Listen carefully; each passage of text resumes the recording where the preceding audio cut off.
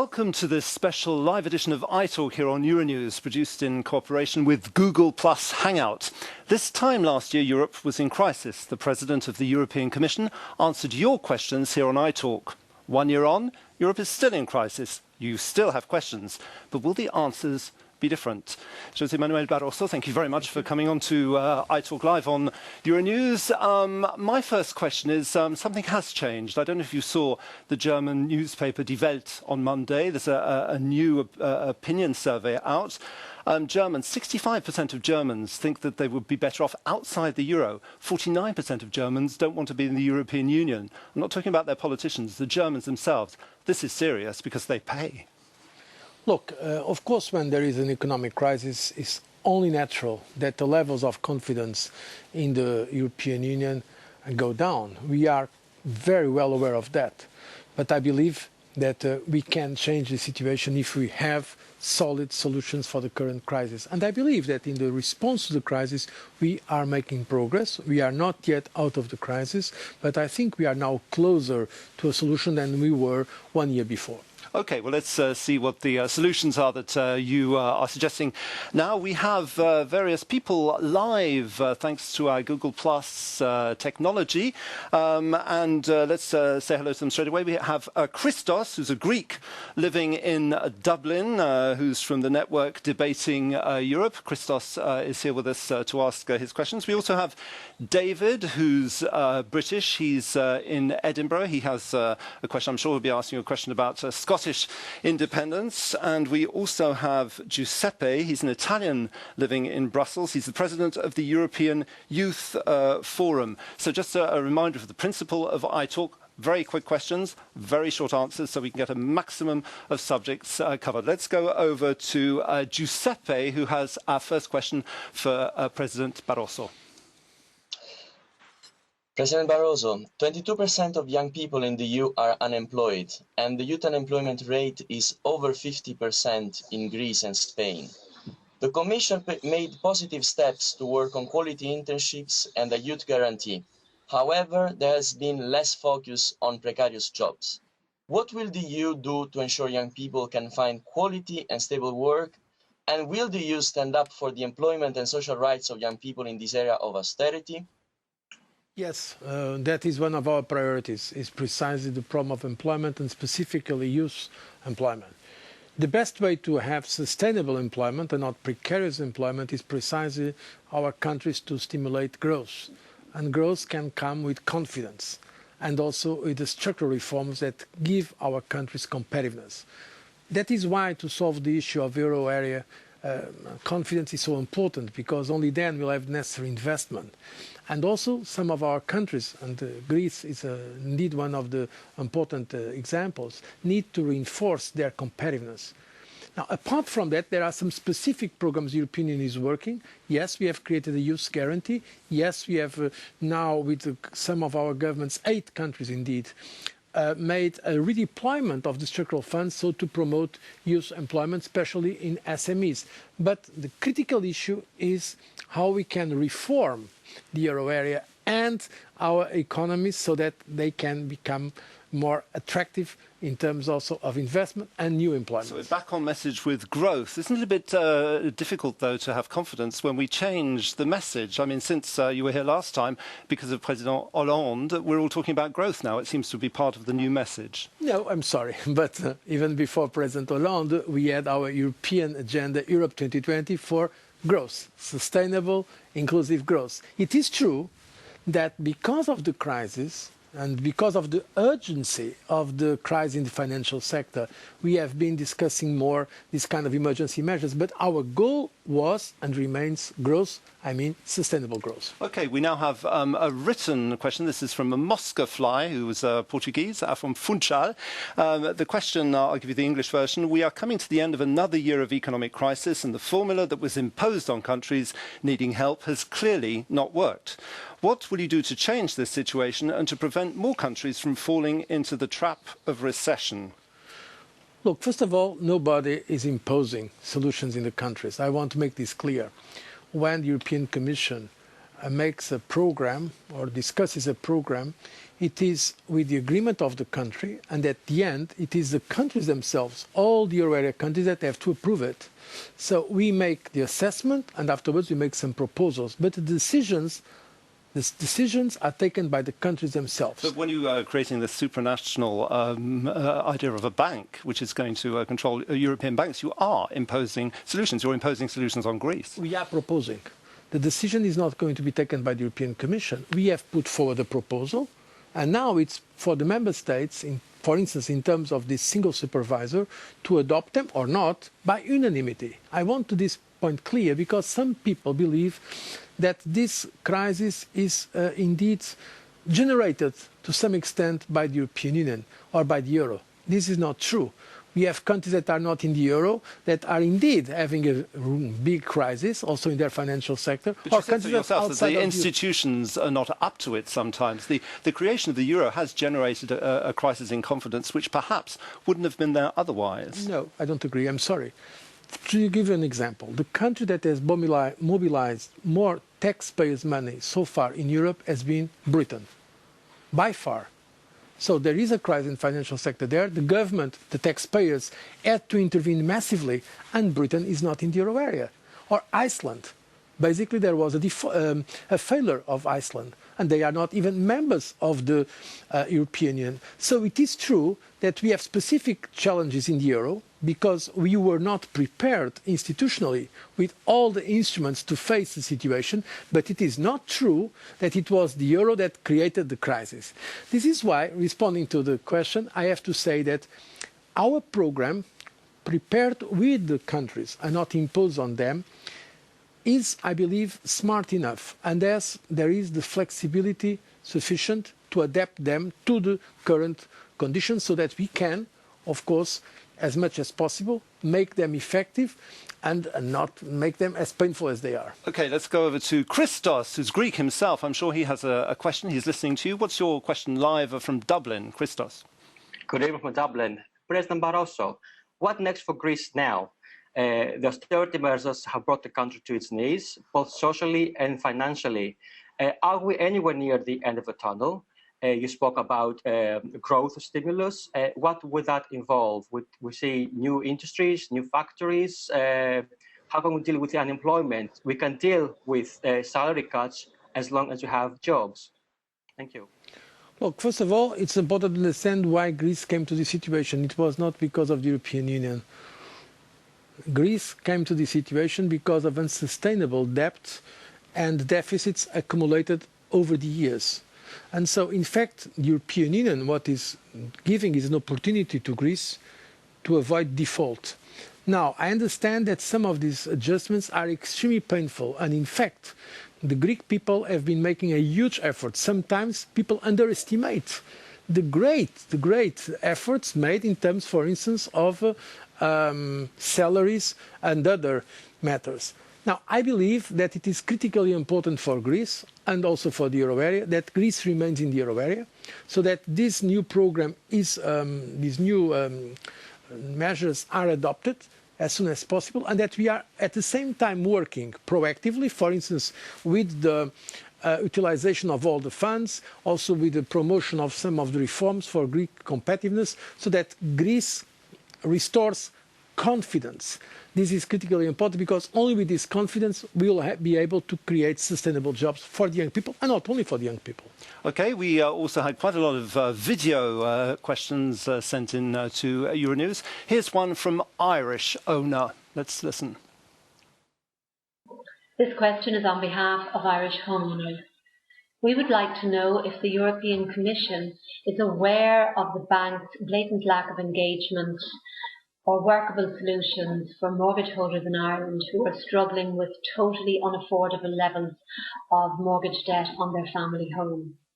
If so, do they have a supervisory mechanism to address such issues? Thank you. That's an important question because, in fact, everything that happened in the financial sector in Ireland, but not only in Ireland, in all our member states, was under the responsibility of the national supervisors.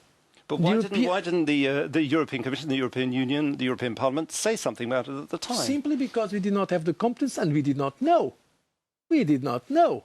The reality is that many of the developments in the financial sector, they were only revealed now, because to some extent the national supervisory systems were not open enough. That is why it is important to have a single supervisor, working, of course, with the national supervisor, but that a single supervisor, at least for the euro area, but if possible, covering all the European Union. Because what was failed was not European supervision that did not exist. We are now creating it.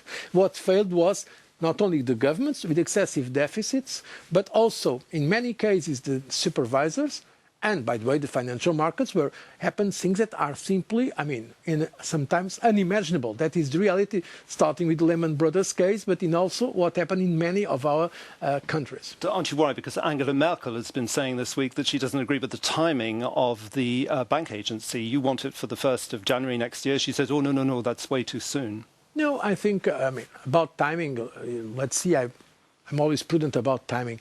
What I can tell is that I believe we are going to have this single supervisor because it was, in fact, a very good proposal by the Commission, and that we have made precisely when Member States understood that things could not continue as they were.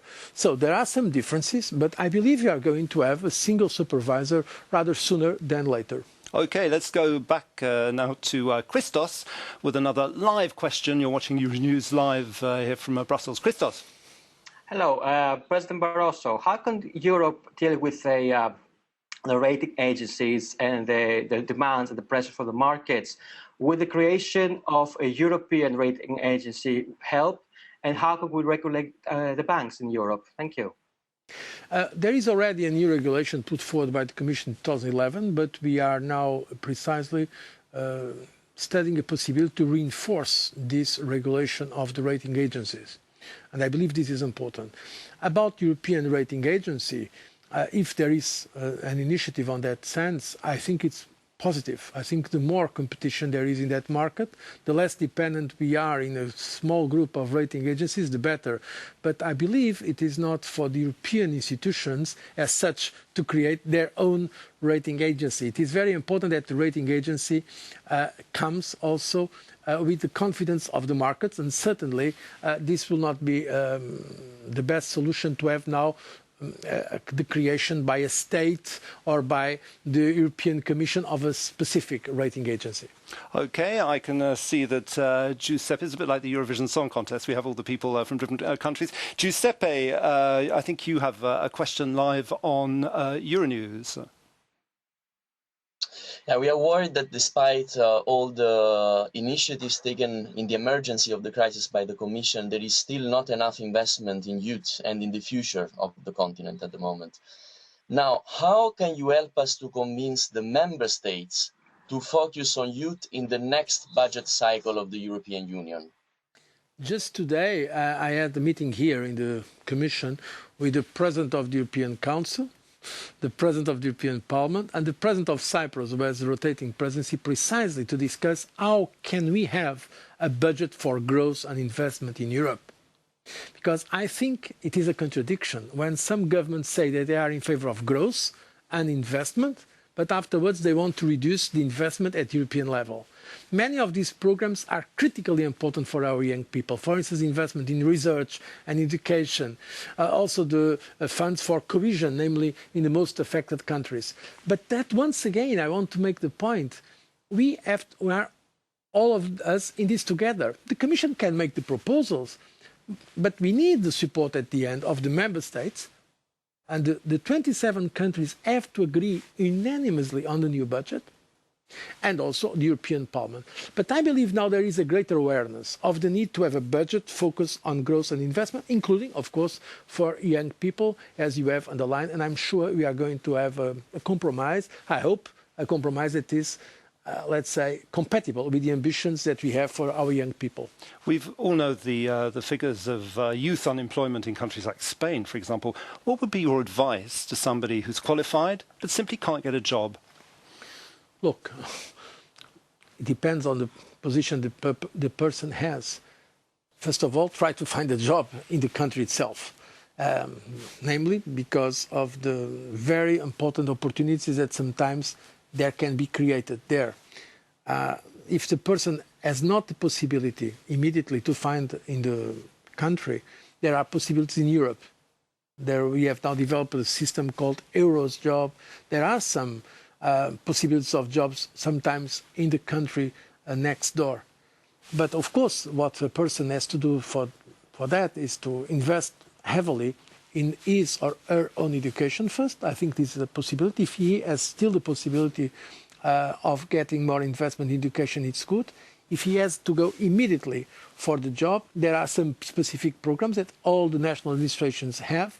And some countries, as I've told you, the European Commission made a redeployment together with the member states from the structural funds. They give some training, and on-job training, we have covered more than 400,000 young people. But of course, I have not a magic solution to create jobs. This has to come from the economy itself. Okay, still with Google Plus Hangout technology. We're going live to Edinburgh, where I think David has a question. Hello. Hello. President Barroso, you've spoken of creating a federation of nation states. Given the anxieties about the current economic crisis, how successful will the EU be in pushing for further integration? Look, I think it is important to be honest with our people. I think the future of Europe is through more integration.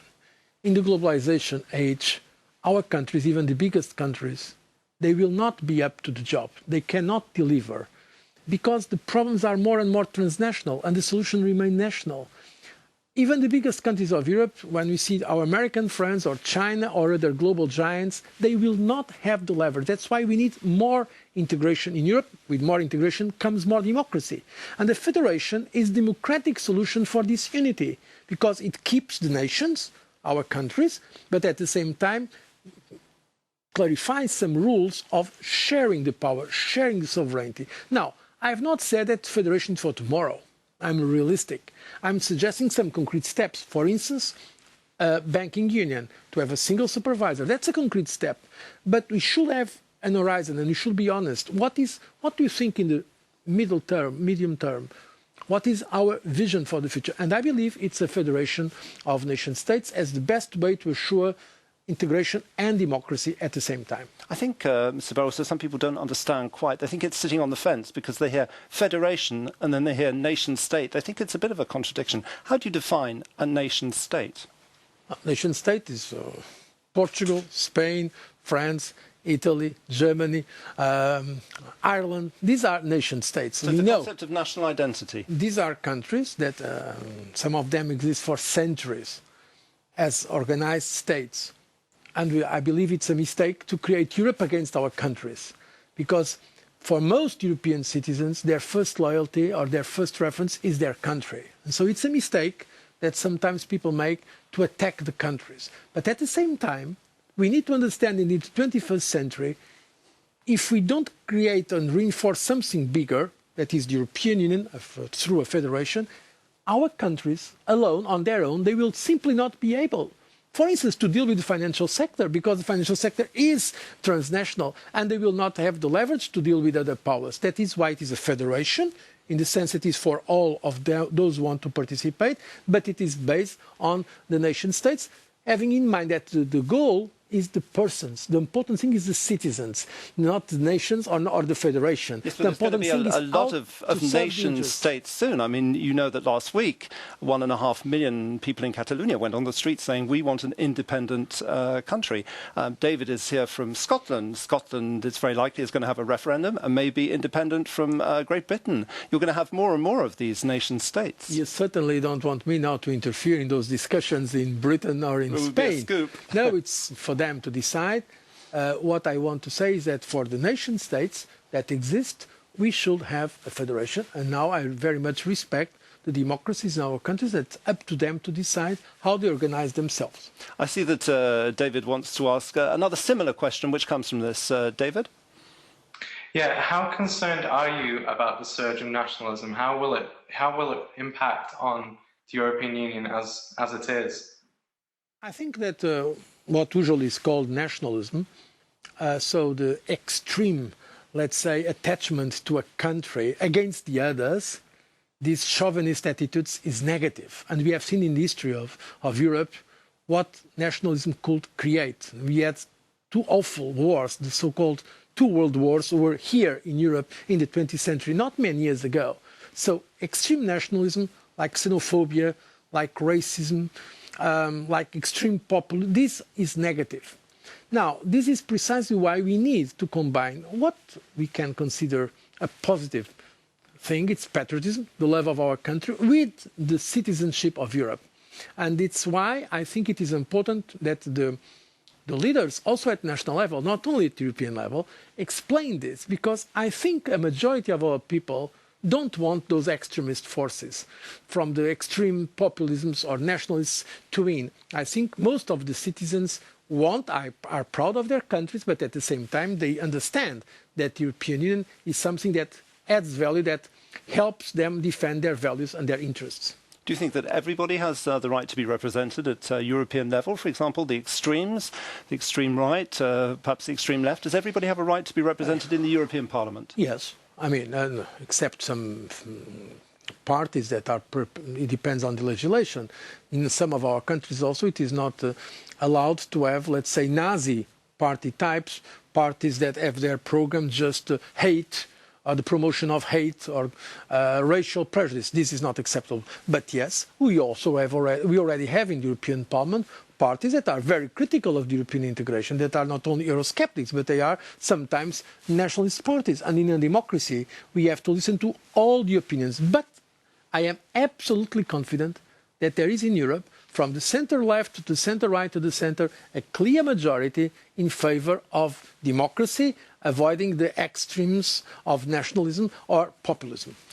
We had a lot of questions on this next subject. Sarah is Italian. She lives in Brussels. She sent in a video. This is her question.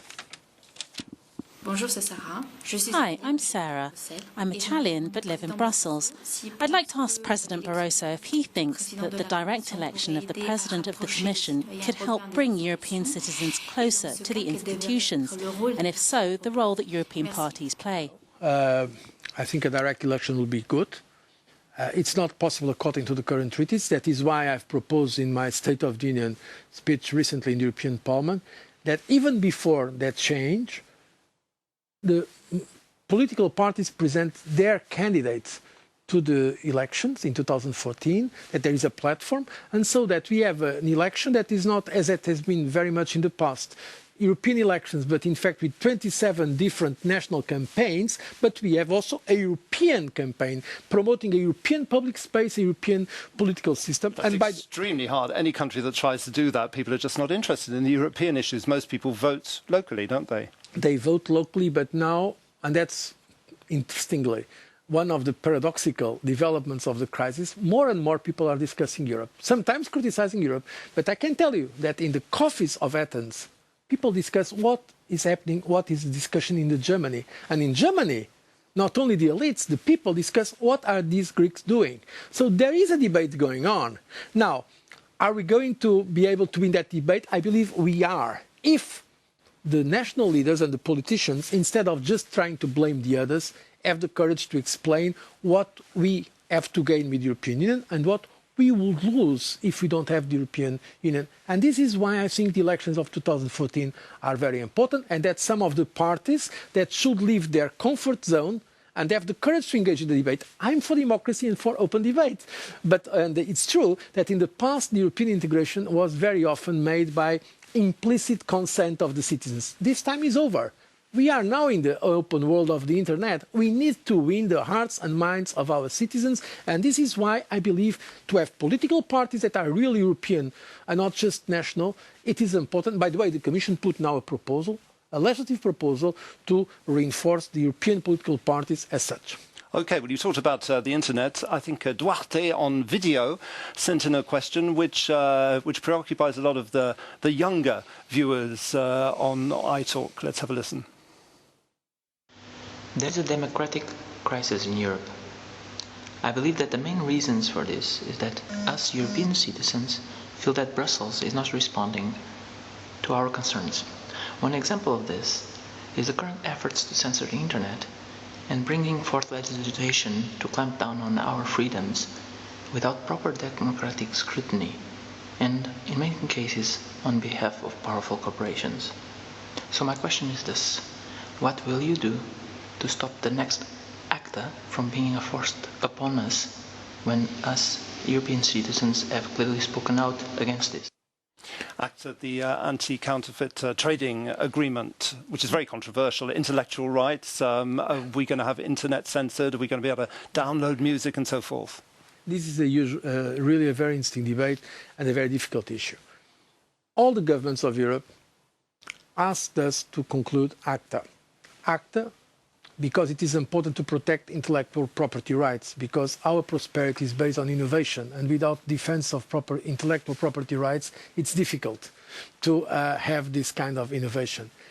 So our intention was never, and this will never be, to restrict in any way the freedom of expression. For me, freedom of expression, media freedom is a sacred right. It's one of the most important issues, by the way, we have in Europe, and there is not in many parts of the world.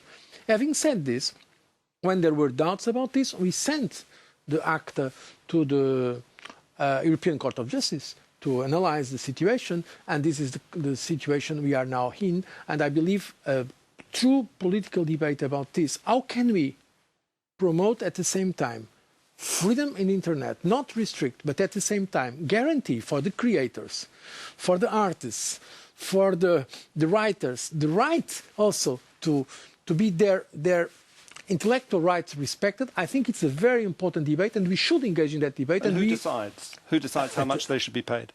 It is decided at the end by the democracies.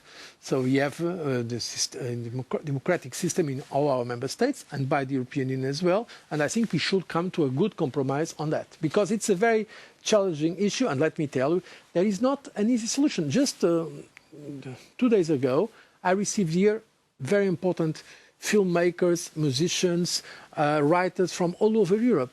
And they are concerned the fact that now their rights to their creations is not respected. So we have to find the right balance without restricting, of course, the freedom in the internet. That's a great advantage, to have a way that to say to a writer, yes, your rights to your intellectual creation, or you're an artist or a musician, will be respected.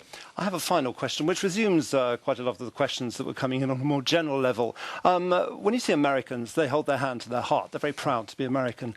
What must we do so that Europeans feel proud once again to be European? We don't at the moment. We're just aware of the crisis elements. How can we make Europeans feel pride when they hear the European anthem, for example? And you have 30 seconds to tell us. Look, I think it's important to reinforce the emotion connection to Europe, but this cannot be done artificially. This is why I think it is important to explain and to discuss the issues in a democratic way. I'm proud to be European because we have in this continent some of the most decent societies in the world. We should be proud of our democracy, about our social market economy. We should also be humble, avoid any kind of arrogance. I don't like this kind of to be proud because we are better than others.